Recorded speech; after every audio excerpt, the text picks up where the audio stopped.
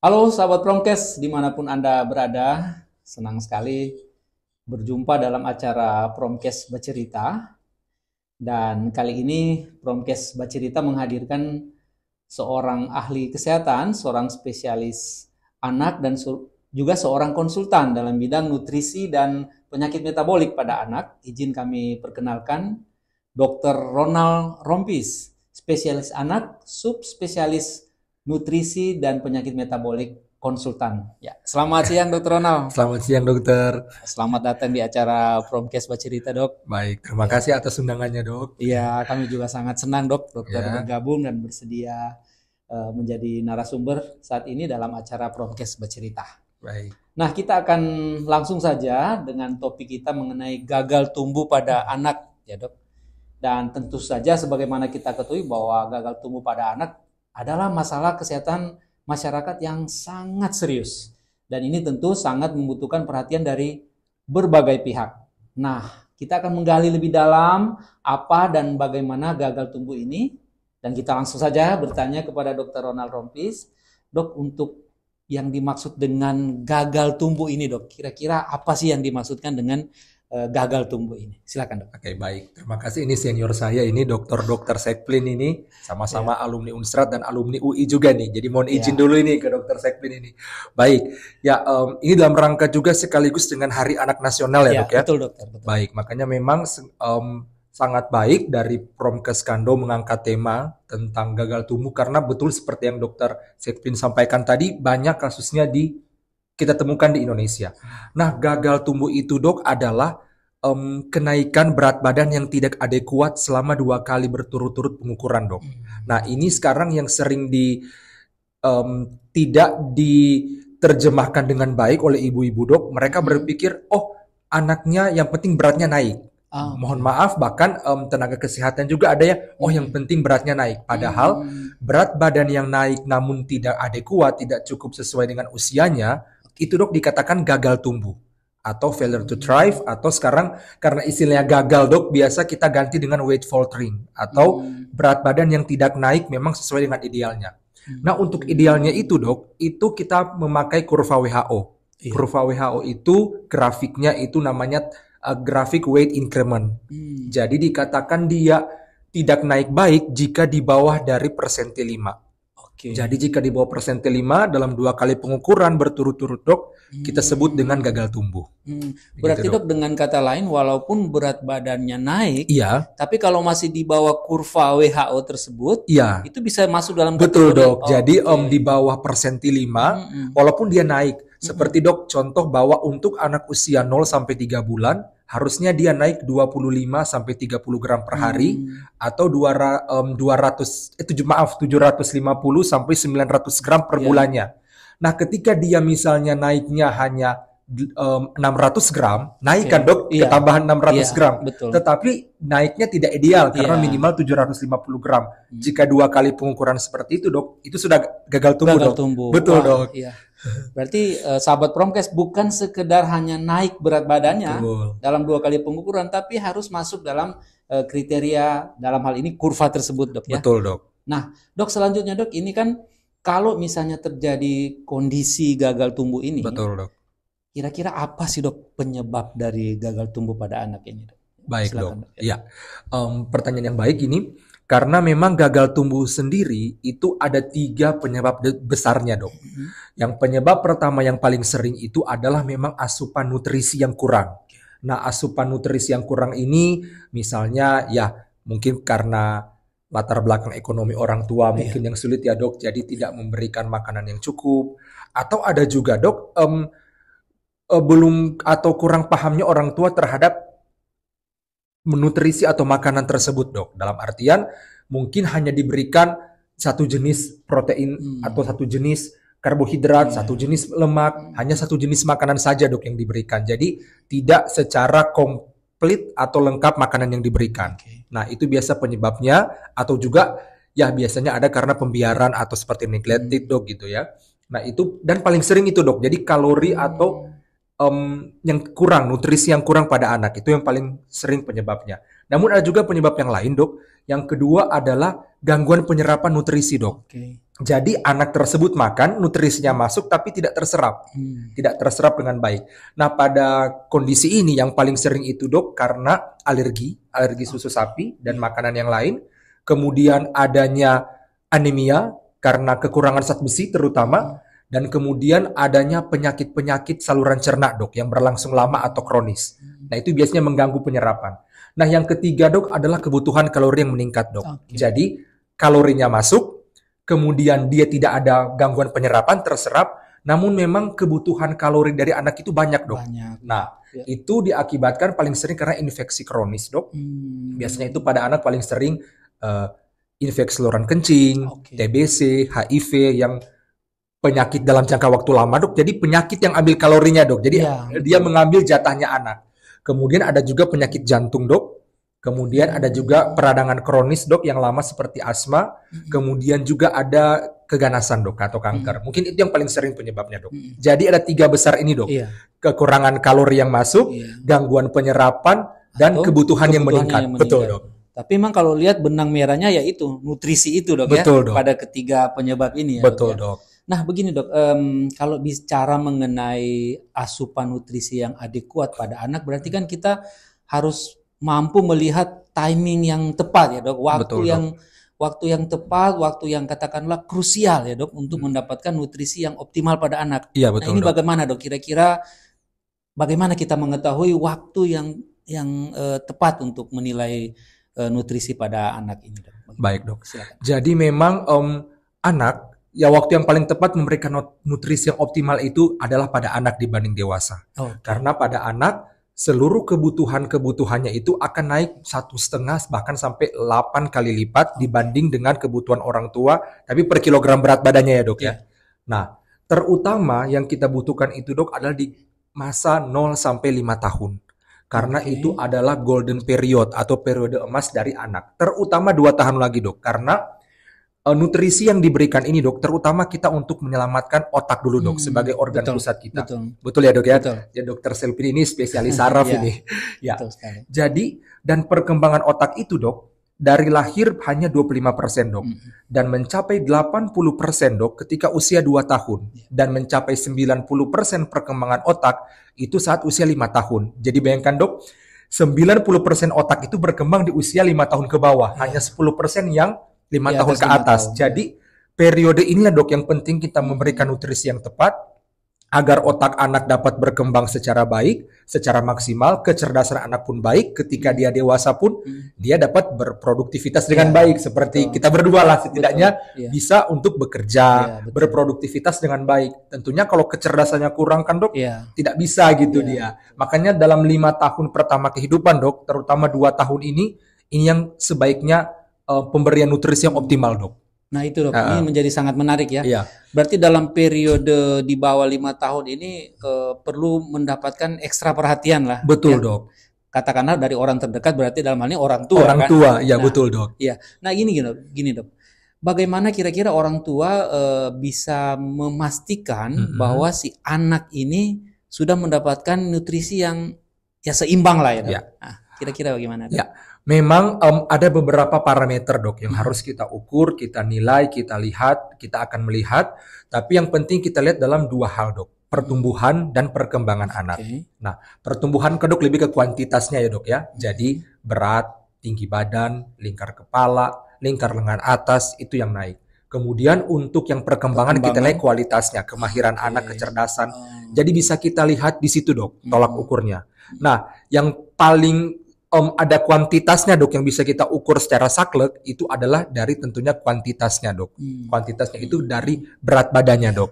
Nah, jadi cara kita menilai apakah nutrisinya itu masuk dengan baik, apakah dia mendapatkan yang seimbang setiap hari, kita nilai dari berat badannya, Dok, dari kenaikan berat badannya. Nah, sebenarnya idealnya yang tadi, Dok, yang saya sampaikan bahwa kita harus melihat di tabel weight increment-nya WHO yang kurang dari persentil 5 itu, Dok. Namun, sudah ada beberapa penelitian, Dok, bahwa disimpulkan secara garis besar yang tadi itu, Dok, yang saya sebutkan bahwa dalam kenaikan berat badan anak itu, misalnya untuk anak usia 0 sampai 3 bulan, Dok, itu kenaikannya 25 sampai 30 gram per hari, Dok. ya. Nah, berarti kira-kira 750 sampai 900 gram per bulan. Begitu juga dia ketika naik dari 3 sampai 6 bulan, dia akan mulai menurun, Dok. Jadi dalam artian 25 gram, dia turun 12 gram, 10 gram, nanti ketika usia 1 tahun ke atas itu hanya 8 gram per hari, berarti sekitar 240 gram per bulannya, Dok, atau sekitar 2,5 ons. Kemudian ketika usia 4 sampai 6 tahun 6 gram per hari, Dok. Jadi sebenarnya itu saja yang menjadi acuan kita. Patokan. Ya. Atau, Dok, mungkin kalau ada ibu-ibu mungkin yang tidak terlalu hafal ya, Dok, ya. Sebenarnya mudahnya adalah makanya kenapa melalui podcast ini juga saya mengedukasi bahwa ketika ke dokter anak atau puskesmas atau posyandu, bawalah buku KIA. Buku KIA yang buku pink itu, Dok. Karena di situ ada grafiknya, Dok. Nah, nanti mintalah petugas untuk memplotnya. Jadi idealnya itu adalah titik-titik itu akan mengikuti kelengkungan kurva. Kalau dia mendatar atau menurun, berarti otomatis nutrisinya tidak masuk optimal, Dok. Jadi itu harus segera konsul lah ke dokter anak supaya dibenarkan nutrisinya, Dok. Begitu, Dok. Karena bisa langsung terlihat ya. Betul, Dok. Terlihat dari plottingnya, terutama yang berat berdasarkan usia, Dok. Kan dia ada tiga yang kita nilai ya, Dok, ya. Berat berdasarkan usia, panjang atau tinggi badan berdasarkan usia, dan berat berdasarkan panjang atau tinggi badan, Dok. Yang kita lihat untuk kenaikannya itu, Dok, di berat badan berdasarkan usia. Nah, jadi ini juga diingatkan kepada para orang tua bahwa jika ingin ke posyandu, puskesmas atau dokter anak, tolong diplot di kurva tersebut dan diplot ketiga kurva. Jangan hanya salah satu jenis kurva, Dok. Harus diplot di berat badan per umur, tinggi badan per umur, dan berat badan berdasarkan tinggi badan, Dok.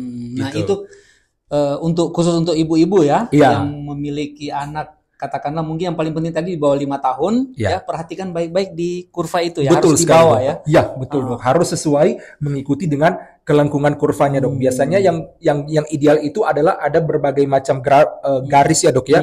Yang ideal itu yang di tengahnya, Dok, yang 0 standar deviasi. Biasanya kalau sekarang yang buku-buku terbaru juga itu mereka bedakan di warnanya, Dok. Yang ideal itu yang warna hijau, kemudian normalnya kuning, batas bawahnya merah terang, batas bawahnya batas atasnya merah terang, batas bawahnya merah marun, Dok. Iya, nanti kami akan tampilkan kurva tersebut. Nanti supaya lebih mudah dipahami ya, Dok, bisa nanti melihat di layar bagaimana kurva ini maksud oleh Dr. Ronald tadi. Itu yang menjadi patokan praktis. Betul, ya, Dok, Dok, patokan praktisnya. Nah, gini, Dok. Ini kan bicara nutrisi yang seimbang, itu kan sangat luas ya cakupannya ya kan. Berarti kita nanti berbicara mengenai zat-zat gizinya kan, Dok. Betul. Nah, terkait dengan gagal tumbuh ini, Dok, dari sekian banyak zat gizi ini yang paling katakanlah paling berperan dalam mencegah gagal tumbuh ini kira-kira apa, Dok? Oh iya, baik, Dok. Jadi sebenarnya, Dok, ini juga mungkin bisa menjawab pertanyaan kenapa orang tua selalu kalau ke dokter anak, Dok minta vitamin, Dok minta vitamin. Sebenarnya, Dok, dalam satu jenis nutrisi tidak ada yang superior, Dok. Nah, dalam artian dia tidak akan bekerja sendiri, harus ibaratnya, Dok, orkestra, Dok, atau paduan suara. Tidak akan bagus jika hanya misalnya sopran saja, alto saja, tenor saja, bass saja, harus lengkap seluruhnya kan, Dok, ya. Harus harmonis, Dok, ya. Betul, harus harmonis, Dok. Sebenarnya yang membedakan mungkin hanya makro dan mikro. Itu pun dibedakan bukan berarti makronutrien itu yang lebih baik dibanding mikronutrien, tetapi makronutrien lebih dibutuhkan banyak dibanding mikronutrien, Dok. Nah, nutrisi itu terbagi dua, Dok. Nutrisi tipe 1, tipe 2. Tipe 1 itu yang berhubungan dengan fungsional, Dok. Fungsional daripada nutrisi itu sendiri. Itu biasanya yang tipe 1 itu adalah vitamin-vitamin, dia sebagai katalisator juga, Dok, untuk yang menggerakkan makronutrisi ini, Dok. Nah, yang nutrisi tipe 2 ini yang karbohidrat, protein, dan lemak itu, Dok, terutama protein. Nah, itu yang berhubungan dengan berat dan tinggi badan, Dok. Dia berhubungan dengan laju pertumbuhan anak, Dok. Jadi jika dikatakan apakah zat gizi mana yang penting, semuanya penting, Dok. Cuman memang yang perlu kita tingkatkan terutama pada anak-anak di bawah 2 tahun apalagi di bawah 6 bulan adalah protein hewani, Dok. Itu harus masuk kepada anak karena dan biasanya, Dok, sumber-sumber protein hewani itu, Dok, sudah mengandung juga vitamin dan mineral. Jadi ya ibaratnya apa, Dok, itu peribahasanya sekali mendayung 2 pulau terlewati. Jadi kita makan protein hewani dapat juga vitamin dan mineralnya, Dok. Nah, yang dapat mikronutrisinya juga, Dok. Begitu. Jadi terutama protein hewani sih, Dok. Iya, itu ya. protein-protein hewani. Nah gini dok, kan masih banyak orang tua ya, terutama ibu-ibu ya, Iya. yang karena memang begitu pedulinya dengan tumbuh kembang anaknya kan, Iya. banyak yang juga menggunakan suplementasi makanan kan dok. Iya, Nah ini bagaimana dok sebetulnya? Apakah memang suplementasi ini perlu diberikan, terutama untuk mencegah gagal tumbuh atau seperti apa dok? Baik. Nah dok, memang sering nih pertanyaannya dok Iya. ya, apakah pemberian suplementasi dalam hal ini vitamin dan mineral ya dok ya, Iya. multivitamin. Nah sebetulnya dok, itulah hebatnya Tuhan kita ya dok ya. Iya. Tuhan sudah menciptakan segala jenis bahan makanan itu dok mengandung karbohidrat, protein, lemak, vitamin dan mineral. Sebetulnya dok, jika anaknya baik-baik saja, sehat-sehat saja, status pertumbuhan, status gizinya baik, tidak perlu penambahan suplementasi dok. Nah, Karena semua itu sudah tercukupi dari makanan yang dimakan. iya. Nah, tinggal kita lihat saja apakah kalau kenaikan berat badannya baik, otomatis kan berarti status gizinya sudah terpenuhi. Tercukupi ya. Jadi otomatis nutrisi sudah terpenuhi dok, tercukupi. Tidak perlu lagi penambahan vitamin dan mineral. Malah jika kita berikan itu yang mubazir secara ekonomi, karena kan dok vitamin sekarang mahal-mahal ya dok. Kemudian ya hanya akan terbuang keluar begitu. Nah kecuali dok memang ada kondisi-kondisi tertentu kita suplementasi dok. Misalnya yang tadi anak yang mengalami kurang gizi. Kemudian juga dok ada anak yang mengalami gangguan penyerapan. Kemudian dok anak yang biasanya kan anak umur 1 sampai 3 tahun itu kan dok mengalami picky eater nih, sulit makan. Itu bisa kita berikan dok karena dia hanya mau jenis tertentu. Belum tentu jenis ini ada vitamin yang lengkap dibanding jenis yang lain dok. Jadi kita tambahkan. Atau dalam sakit atau proses pemulihan sakit dok. Karena kan suplemen vitamin dan mineral ini membantu salah satunya untuk daya tahan tubuh ya dok ya. Jadi bisa kita berikan pada anak yang lagi sakit atau pemulihan. Tapi dok jika anaknya sehat-sehat, baik-baik, aktif, tidak perlu penambahan suplementasi dok. Nah itu sahabat podcast sangat menarik ya. Jadi suplementasi makanan pada anak itu juga ya dalam tanda kutip tidak boleh serampangan ya. Betul dia dok. harus dikonsultasikan dengan ahli di bidang kesehatan anak begitu ya kira-kira. Iya betul dok. Nah begini Dokter Ronald, dari tadi kita sudah berbicarakan mengenai terutama definisi dan aspek pencegahan dari gagal tumbuh ini kan. Sekarang misalnya pada kondisi yang gagal tumbuh yang memang sudah terjadi begitu, dok. Apakah ada intervensi atau pengobatan khususnya dok? Kalau memang anak kita yang kita sayangi ini memang sudah mengalami gagal tumbuh. Oh iya baik. Nah kalau pertama dok kita lihat dulu penyebabnya ya dok ya. Jadi kita lihat apakah penyebabnya memang jika karena kalori yang kurang atau memang gangguan penyerapan atau kebutuhan yang meningkat. Nah biasanya kalau misalnya kebutuhan meningkat kita atasi, misalnya kan penyebabnya infeksi ya, kita atasi penyakit dasarnya dok. Kalau gangguan penyerapan biasa paling sering alergi, kita akan menggunakan bahan makanan yang anti alergi. Misalnya alergi susu sapi kita berikan susu yang khusus untuk alergi. Nah, kemudian untuk yang kurang ini biasanya kita akan berikan tambahan makanan. Nah, dari yang kalau asupan yang kurang ini dok kita harus lihat lagi penyebabnya apa. Karena apakah penyebabnya memang anaknya misalnya picky eater, makannya dia pilih-pilih makan, atau memang dia porsinya sedikit walaupun dia tidak pilih-pilih tapi dia hanya mampu sedikit. Itu biasanya kita akan berikan susu yang tinggi kalori dok. Nanti supaya dengan jumlah yang sedikit tapi dia padat kalorinya, tinggi kalorinya, jadi masuk sehingga kalorinya mengejar dok. Sehingga ke depan berikutnya pertambahan berat badannya atau tinggi badannya sesuai dengan yang grafik atau kurva WHO itu dok. Wah, sangat lengkap ya penjelasan dari Dr. Ronald ya mengenai gagal tumbuh ini dan bagaimana pentingnya kita memperhatikan keseimbangan nutrisi pada anak-anak kita ya. Betul dok. Nah begini dok, kita mungkin agak lebih melebar sedikit ya. Iya, dok. Ini sekarang kan banyak di mana saja orang berbicara mengenai stunting. Oh iya. Nah ini dalam kaitannya dengan gagal tumbuh ini, apakah stunting ini merupakan bagian dari gagal tumbuh atau apakah sebaliknya atau bagaimana sih dok? Stunting dan gagal tumbuh ini kira-kira bagaimana kita membedakannya dok ya? Oke baik dok. Ya, stunting itu dok adalah perawakan pendek akibat kekurangan gizi yang berlangsung lama. Nah kekurangan gizi yang berlangsung lama ini banyak hal seperti tadi mungkin kurangnya asupan nutrisi atau misalnya ada infeksi. Nah itu dok karena awalnya cikal bakalnya dari gagal tumbuh. Jadi gagal tumbuh itu dok merupakan deteksi dini anak bakal menjadi stunting jika gitu. dibiarkan. Iya. Jadi memang makanya kenapa gagal tumbuh ini penting dok. Makanya saya senang topiknya memang gagal tumbuh karena ini deteksi dini dok sebagai alarm. Kalau anak beratnya tidak naik ideal, kalau dibiarkan akan jadi stunting. Nah dok, kalau sudah menjadi stunting dok, apalagi anak di atas 2 tahun dok, dia sudah ibaratnya istilah kedokteran irreversible atau menetap dok. Jadi sudah terjadi kerusakan sel otak dok. Jadi otaknya sudah tidak bertumbuh dengan baik.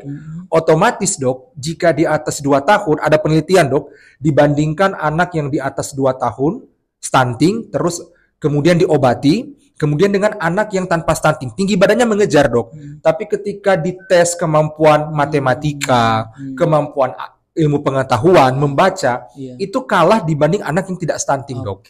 Dan dikatakan bisa diperbaiki itu kalau di bawah 2 tahun dok. Jadi kalau misalnya ketahuan gagal tumbuhnya di 1 tahun, segera perbaiki dok. Jangan ketahuan gagal tumbuhnya nanti di 2 tahun, atau misalnya 1 tahun, oh anak naik-naik baik kok berat badannya. Tapi ternyata dia sudah gagal tumbuh. Lama-lama 2 tahun stunting itu dok. Dan kalau sudah 2 tahun, sudah menetap sayang. Sel otaknya sudah ada yang rusak untuk tingkat kecerdasannya dok. Mungkin itu alasannya mengapa stunting ini menjadi isu nasional. Betul dok, karena bayangkan generasi kita ya dok. Iya betul. 10-20 tahun depan, saya ambil contoh Korea dok. Korea Selatan itu dok dulu, tahun 1960 stunting dok. Mungkin karena perang Korea ya di sana dok ya. Negara tersebut dok, ya boleh lihat tahun 60 mungkin Indonesia lebih maju dok. Tapi ketika mereka mulai tahun 2000-an dok, mereka mulai mengubah pola makan, mereka mengubah makanannya lengkap, kemudian sudah ada nutrisi yang lengkap, mengandung protein hewani. Akhirnya dok tinggi badan mereka yang rata-rata dulu dok, ratanya itu tahun 60-an itu hanya 160-an cm laki-laki dok. Sekarang ya dokter, ya mungkin ibu-ibu bisa lihat ya yang pecinta drakor gimana sekarang artis-artis Korea itu orang-orang Korea tinggi-tinggi dan ratanya dok tahun 2010 saja sudah 173 dok.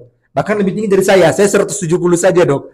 Nah, dan itu berbanding lurus dok dengan tingkat produktivitas Korea Selatan dok. Dinilai kecerdasannya dok itu bahkan kalau dilihat di dunia itu dok peringkat 4 di dunia. Bayangkan dan lihatlah sekarang dok, majunya Korea Selatan sudah menyamai Jepang, Cina dok. Nah begitu juga Jepang, Cina tingkat angka stuntingnya rendah dok, sehingga produktivitas mereka baik. Nah kita terakhir dok itu sekitar 20-an% dok.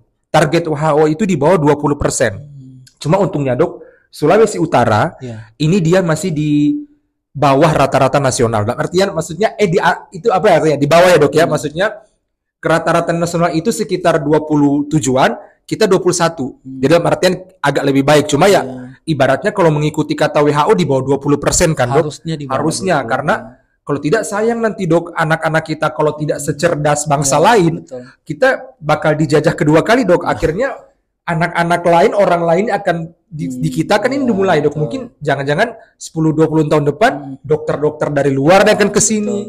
Kita akan menjadi tamu di negara kita ya dok ya. Iya, di negara kita sendiri kita jadi tamu. Jadi makanya kenapa stunting ini diangkat jadi isu nasional dok. Bukan soal pendeknya dok, karena kalau pendek saya yakin Habibie saja ya dok ya. Habibie kan pendek tapi pernah jadi orang terpendek di Indonesia, tapi bisa menjadi orang, mohon maaf, bukan terpendek di Indonesia, orang terpintar di Indonesia, padahal dia pendek. Nah, jadi bukan masalah pendeknya sebenarnya stunting ini dok. Pendek bisa kita akali dengan, sekarang kan banyak dok ya, pemberian suplemen yang protein tinggi, bahkan saya dengar di Rusia itu dok ada yang pengikisan tulang supaya terlihat tinggi, pakai bantalan sepatu saja sudah terlihat tinggi, tapi yang penting otaknya itu loh dok. Makanya dan tidak akan bisa diperbaiki jika sudah 2 tahun ke atas dok. Makanya itu yang menjadi isu nasional dok. Dan bagaimana kita mendeteksi stunting? Ya dari gagal tumbuh ini dok. Yang kenaikan berat badannya tidak cukup atau tidak kuat. Gitu dok. Ya, sahabat Promkes, mudah-mudahan kita bisa melihat ya benang merahnya ya. Bagaimana pentingnya gagal tumbuh ini sebagai katakanlah screening terhadap terjadinya stunting, dan bagaimana dampak stunting ini kalau kita tidak atasi sekarang, maka kita akan bisa melihat bahayanya di mungkin 10, 20 atau mungkin 30 tahun depan pada anak-anak kita sekarang. Betul, dok. Dan ini tentu menentukan nasib bangsa kita ya. Betul, kualitas bangsa kita ke depan. Iya, betul, dok. Makanya diangkat isu nasional ini, dok. Makanya ini jadi isu nasional. Dan karena itulah gagal tumbuh ini juga menjadi satu perhatian yang patut kita seriusi ya. Iya, betul, Dok. Nah, ini Dok, kita sudah mulai masuk pada akhir-akhir percakapan ya. Iya, Dok. Ini kan masih seputar stunting, Dok. Iya, Dok. Kira-kira dari dokter, bagaimana pandangan dokter mengenai upaya kita mencegah stunting ini? Baik. Apa sih yang bisa kita lakukan atau yang pemerintah seharusnya lebih kerjakan seperti apa, Dok? Silakan. Baik, Dok.